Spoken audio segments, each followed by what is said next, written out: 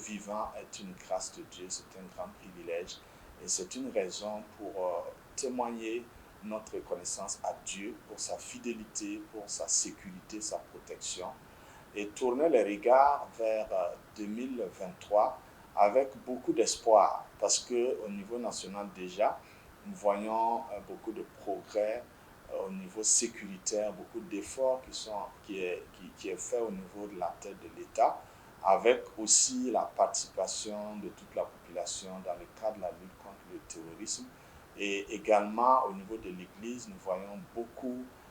de prières qui sont organisées. Donc nous croyons véritablement que 2023 sera une année meilleure et Dieu va nous apporter encore plus de paix, encore plus de sécurité et vraiment une stabilité au niveau national pour que enfin nous puissions profiter de toute cette richesse que Dieu nous a accordée dans notre sous-sol afin que le pays puisse vraiment aller vers un développement véritable. Et mon souhait pour 2023, c'est véritablement nous, en tant que serviteurs de Dieu, que nous puissions nous rapprocher plus du cœur de Dieu et comprendre les priorités de Dieu pour ces temps-ci,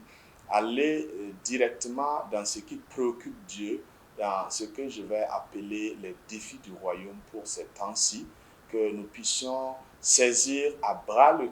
cœur, comme beaucoup de gens le disent, ce qui est vraiment dans le cœur de Dieu pour notre nation et pour le monde, et également pour nos autorités. Je prie que la sagesse de Dieu les habite afin que toutes les décisions qu'elles vont prendre soient véritablement dans la volonté de Dieu pour qu'en un temps record, nous puissions sortir de cette crise et penser développement parce que c'est ce que la population attend. Et mon souhait pour l'Église de façon générale, pour les chrétiens, c'est que nous puissions enfin nous réveiller de notre sommeil, comme l'apôtre Paul le dit. C'est l'heure enfin de nous réveiller de notre sommeil. Et je prie vraiment que 2023 soit une année de réveil spirituel, une année de grande moisson où l'Église va finalement inverser les tendances en matière de statistiques parce que pendant plusieurs années, nous sommes restés stagnantes. Et ma prière véritablement, c'est que 2023 commence à inverser la tendance pour qu'en matière de statistiques, nous puissions voir l'Église évangélique monter en puissance par la grâce de Dieu. Et je prie aussi pour toute la population afin que les gens sachent véritablement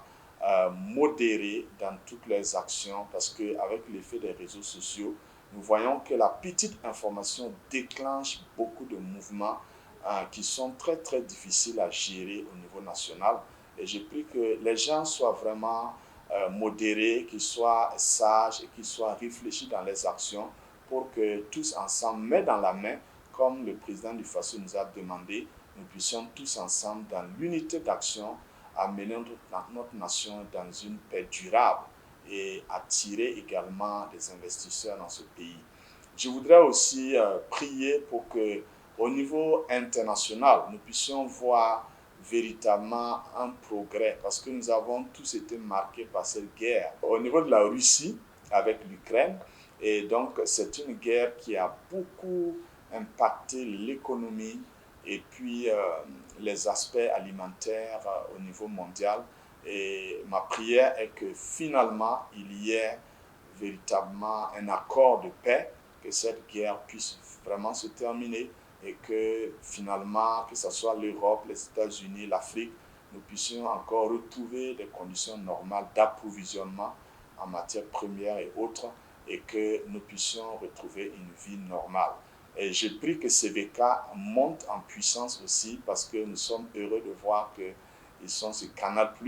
et nous prions que leur rayon s'agrandisse encore et couvre presque tous les pays du monde entier afin que l'évangile soit communiqué à tout le monde.